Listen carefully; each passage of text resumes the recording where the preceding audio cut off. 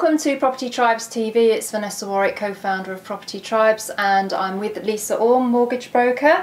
And we've spoken in another video about illegitimate no money down deal structures, and now we're going to talk about legitimate no money down deal structures, because there are some out there. Some to be used with caution, which we're going to talk about. But Lisa, first of all, the obvious one is cash. Yeah, good old-fashioned cash. But yeah, what happens if you have only got a limited pot of cash? How can you use that most effectively? There's several different ways that you can do that. I mean, first one is your limited pot of cash may still be sufficient to buy a single property. And you can use all the creative structures that you like if there's no mortgage lender there. So, I mean, why you'd want to arrange a cashback arrangement of a deposit when you're paying cash in the first place is, you know, just wouldn't make any sense. But, you know, there are various creative structures that you could use if you're paying cash, or also if the seller of the property owns the property unencumbered.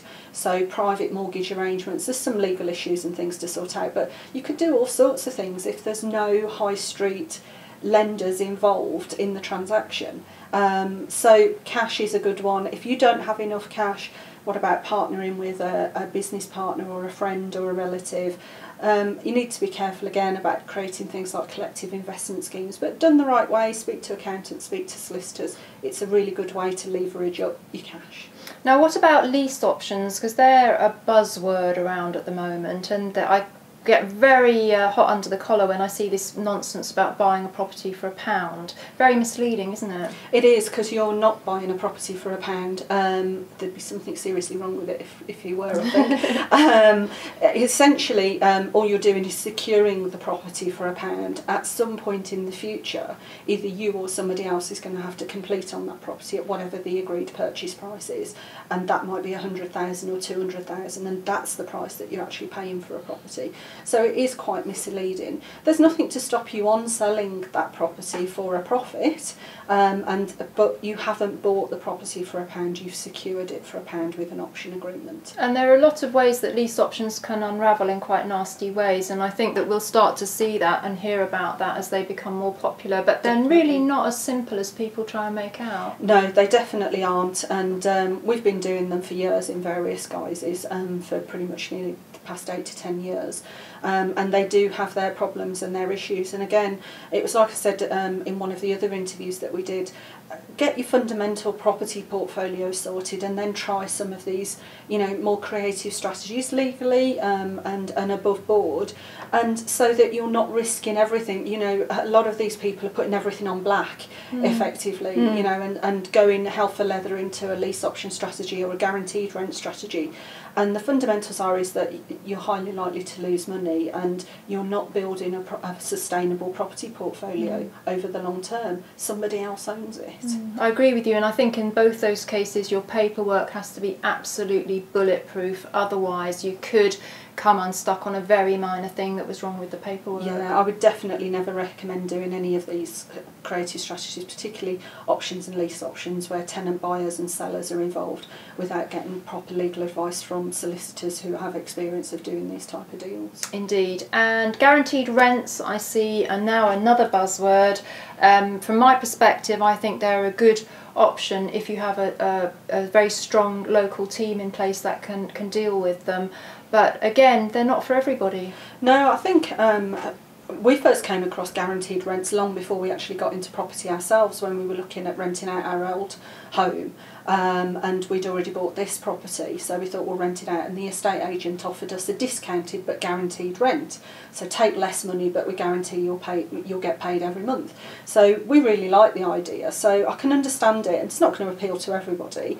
I think if you run a letting agency, it's a brilliant add-on service. Definitely. And there are various other things in place, like insurance policies and guaranteed rent schemes, that you could use to underlie that to secure your position. But again, it's a bit like lease options. What concerns me is people going out, securing properties off people with a simple piece of paperwork that's probably got holes all over it, going out and finding a tenant, taking the cash flow in the middle and not really thinking about things in the longer term. And quite often these cash flows on options, lease options, guaranteed rents are coming about because of where interest rates are at the moment, and nobody's really giving any thought to what happens when they start to go up, other than we'll just walk away because an option agreement allows us to do that, or the guaranteed rent policy allows us to do that. And unfortunately, I think a lot of people are forgetting about the human beings that underlie a lot of these transactions. Very much so. I think in summary what we're really saying is that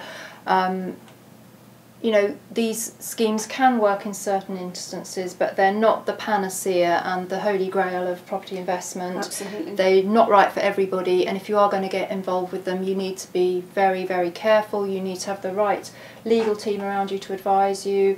And I think we can liken it to saying that I could read a book about flying a helicopter, but that doesn't mean that I could go and take you up for a flight in one, because I haven't actually done the practical side of it and had my hands on the controls and know what it feels like to fly. You can ask, but you won't get me anywhere near it. So, yeah. And people should be doing the same thing. Yeah, absolutely. So be very careful before you embark on one of these schemes. Seek the right advice. Again, as you said in a previous interview, don't get sort of sucked in by, you know, get rich quick, become a millionaire overnight, I've seen one saying achieve £50,000 cash flow in 1 year, which I just think is absolutely ridiculous. Yeah. Absolutely ridiculous. So keep your feet on the ground, and if in doubt, come on to Property Tribes and ask some questions, and I'm sure Lisa will answer you there. If you want to contact her in person, of course you can do that as well. So I hope you found this interview interesting. Thank you very much for watching Property Tribes TV.